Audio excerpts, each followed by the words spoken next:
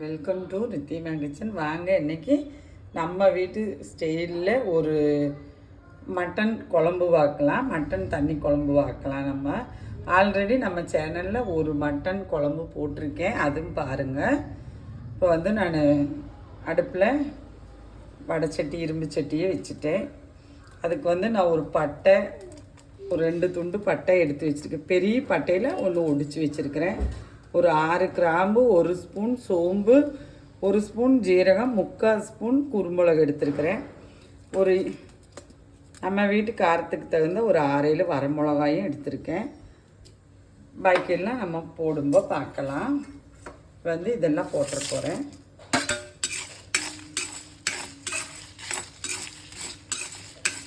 Mutton குழம்பு நிறையா விதமாக வைக்கலாங்க. நிறைய குருமா, நிறைய ஸ்டைலில் வைக்கலாம். இது வந்து நான் எல்லாமே வந்து எண்ணெய் ஊற்றாமல் வறுத்துக்க போகிறேன். நம்ம வீட்டுக்கு குழம்புக்கு தேவையான அளவு நான் வந்து மல்லியும் போட்டுக்க போகிறேன். மல்லி வந்து ஒரு 2 டேபிள் ஸ்பூன் மல்லி போட்டுக்கிறேங்க. இந்த கறிக்கும் இந்த குழம்புக்கு தேவையானது. மல்லிப்பொடியும் போட்டு வைக்கலாம். மல்லிப்பொடி நம்ம வீட்டில் பொடிச்சு வச்சுருந்தோம்னா இல்லை கடையில் வாங்கினாலும் தப்பில்லை. வெங்காயம் வணக்கி விட்டு இந்த பைசஸ் எல்லாம் நம்ம பட்டை கிராம்பெல்லாம் போட்டு வெங்காயத்தோடையே வணக்கி, அதுவும் ஒரு நாள் காட்டுறேன் நான். பாருங்கள், நல்லா வறுவிட்டுருச்சு, நல்லா மணம் வந்துருச்சு. இந்த டைம் நான் இது எடுத்துக்க போகிறேன்.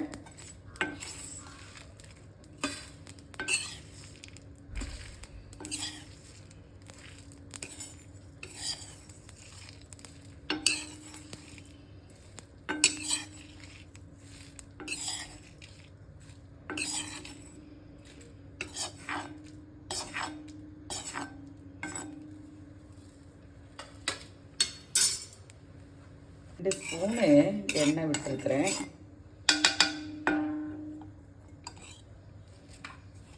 அதில் வந்து ஒரு 8 பல்லு பூண்டு போட்டுக்கிறேன்.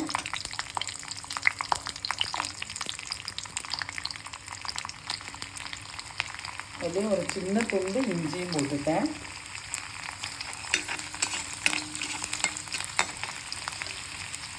கூடவே நான் ஒரு 150 சின்ன வெங்காயம் போட்டுக்கிறேன்.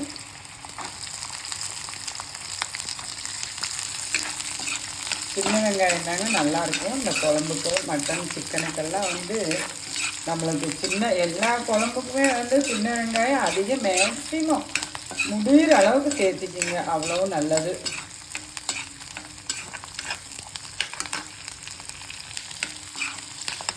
பாருங்கள், இதுலேயே ஒரு கொத்து கருவேப்பிலும் போட்டுட்டேன்.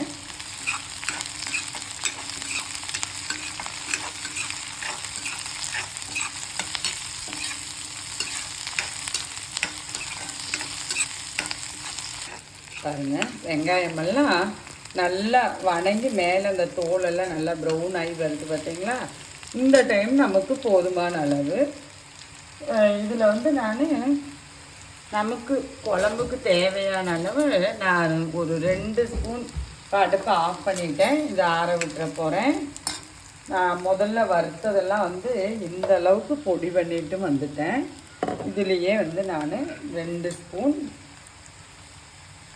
தேங்காய் வச்சுக்க போகிறேன். இது போதுமான அளவு நம்மளுக்கு குழம்புக்கு.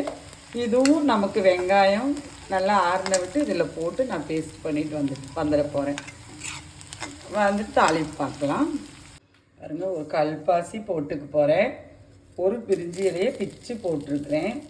ஒரு ஜாதி பத்திரி. ஜாதி பத்திரி இருந்தால் போட்டுக்குங்க, இல்லைன்னா விட்டுருங்க. ஒரு கொத்து புதினா போட்டுற போகிறேன். ஒரு கொத்து கருவேப்பிலை, ஒரு 6 சின்ன வெங்காயம் கட் பண்ணியிருக்கிறேன். அதுவும் போட்டு இந்த வெங்காயம் போடும்போதே நான் வந்து ஆட்டோட ஃபேட்டு இது 2 பீஸ் இருக்குது, அது போட்டிருக்கேன். எண்ணெய் வந்து நான் 1 ஸ்பூனு தான் விட்டுருக்கேன். அந்த ஃபேட்லேயே கொஞ்சம் எண்ணெய் வருங்க. அதே எனக்கு இந்த குழம்புக்கு வந்து போதுமான அளவு. 1 ஸ்பூன் எண்ணெய் விட்டுருக்கேன். இந்த ஃபேட்டுக்கு எண்ணெயே வந்து இந்த ஃபேட் இருந்தால் நீங்கள் எடுத்து முதல்லையே போட்டுட்டு செஞ்சோம்னா அதோட எண்ணெயே நம்மளுக்கு போதுமான அளவு. பார்த்தீங்களா, நான் 1 ஸ்பூன் தான் ஊற்றிருக்கேன், அதுலேயே வருது பாருங்கள். பெருத்து வீட்டில் எடுக்க மாட்டாங்க. தேவை இருக்கிறவங்க அப்படி யூஸ் பண்ணிக்கோங்க, தேவையில்லைன்னா அதை மாற்றிடுங்க.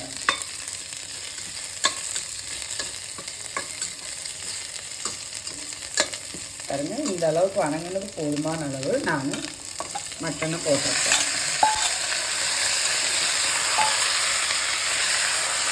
மட்டன் போட்டோன்னு இந்த ஃபேட்டோட இதெல்லாம் ஒரு எண்ணெய் பசை அப்படியே வருங்க. நம்ம இதில் உப்பு போட்டுட்டோம்னா நம்மளுக்கு தண்ணியும் விட்டு வந்துடும். பாருங்கள், மஞ்சள் பொடி எடுத்து வச்சுருக்கேன், அதுவும் போட்டுக்கிறேன்.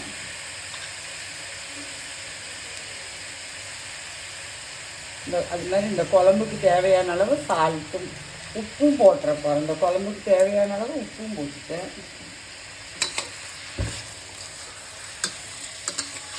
டைம் வந்து நான் குக்கரை வந்து மூடல, அது தண்ணி விட்டு வரணும், அதனால் வந்து நான் இப்படி மூடி வச்சுருக்கேன். பார்க்கலாம். பாருங்கள், நல்லா நான் தண்ணி ஊற்றவே இல்லை. இந்த மட்டன்லேயே வந்து நல்லா தண்ணி விட்டு வருது பார்த்தீங்களா, இப்படி வரணும். அப்போ தான் இந்த உப்பு காரமெல்லாம் வந்து உப்பு வந்து நம்மளுக்கு வந்து இந்த மட்டன் குழம்புல பிடிக்குன்னு சொல்லுவாங்க. நான் வந்து இப்போ மசாலெல்லாம் அரைச்சி எடுத்துகிட்டு வந்துட்டேன்.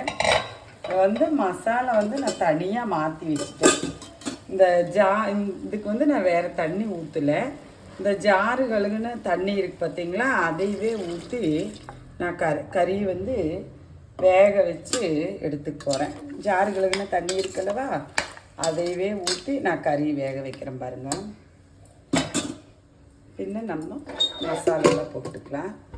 கறி வந்து எல்லாம் ஆட்டுக்கறியாக இருந்துச்சுன்னா 3 விசில் போதுமான அளவு. அதெல்லாம் உங்கள் குக்கரை அனுசரித்து கறியோட இதை அனுசரித்து வேக வச்சுக்குங்க. இது நான் விசில் போட்டுற போகிறேன். இப்படி ரொம்ப மூத்த கறியாக இருந்துச்சுன்னா நம்ம தொட்டி இருக்குது பார்த்தீங்களா, தேங்காய் தட்டி 1 பீஸ் போடுங்க, அப்போ வேகமாக வெந்துரும்னு சொல்லுவாங்க. ஆல்ரெடி நம்ம சேனலில் ஒரு மட்டன் குழம்புல நான் அப்படி போட்டு வேக வச்சுருக்கேன், அது இருக்குது பாருங்கள். வேகட்டு கறி ஒரு 2 விசில், நான் என்னோடய குக்கருக்கு தகுந்த போல் ஒரு 3 விசில் விட்டுற போகிறேன். விட்டுட்டு பார்க்கலாம். வந்துட்டு நம்மளுக்கு மட்டன் வெந்திருக்கும் பார்த்தீங்களா.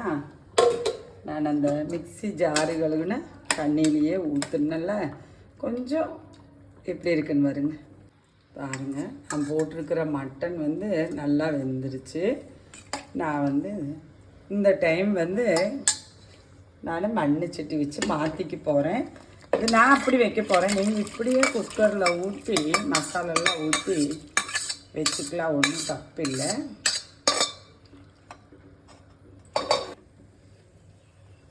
பாருங்கள், இப்போ நான் அரைச்சி வச்சுருக்கேன்லவா, அந்த மசாலும் வந்து இதில் ஊற்றிட போகிறேன்.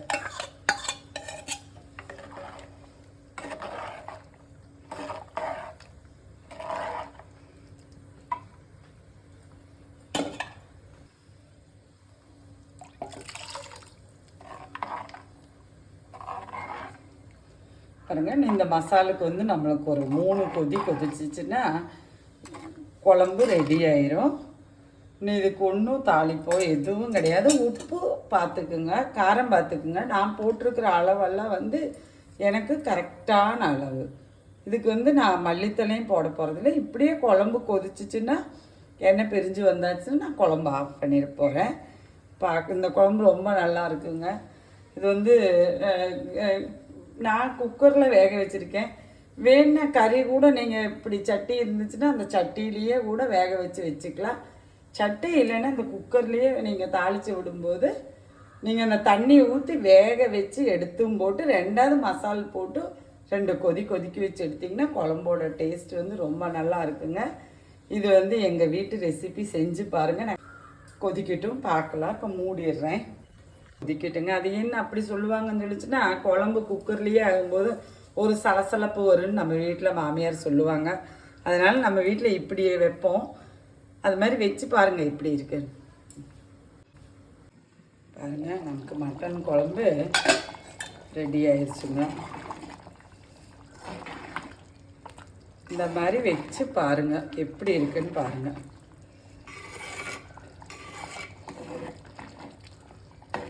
கறியெல்லாம் நல்லா வெந்துருச்சுங்க.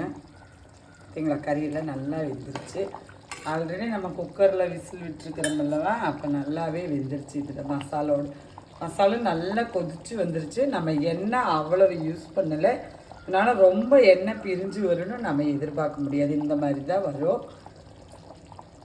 இது வந்து சாப்பாட்டுக்கு, டிஃபனுக்கு எல்லாமே நல்லா இருக்குங்க. நீங்களும் அடுப்பு ஆஃப் பண்ணிடுறேன். நீங்களும் வீட்டில் எல்லாம் செஞ்சு குழந்தைய கூட சந்தோஷமாக சாப்பிடுங்க. வாங்க நம்ம வீட்டில் சாப்பிட்லாம். நன்றி, வணக்கம்.